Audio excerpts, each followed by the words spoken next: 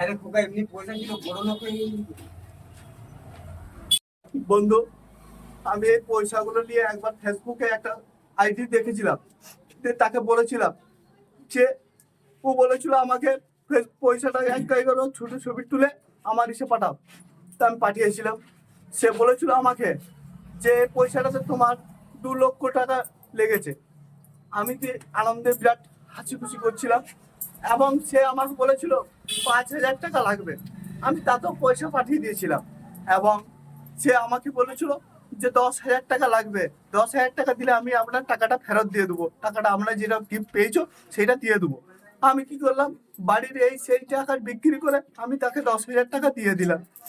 বন্ধু, আমার 10,000 টাকাটা ফাঁকা চলে গেল। আপনারা দেখুন, সাহায্য করুন প্লিজ, আমাকে একটু সাহায্য করে আমার একটু একটু ভালো করে বাড়িয়ে দিন।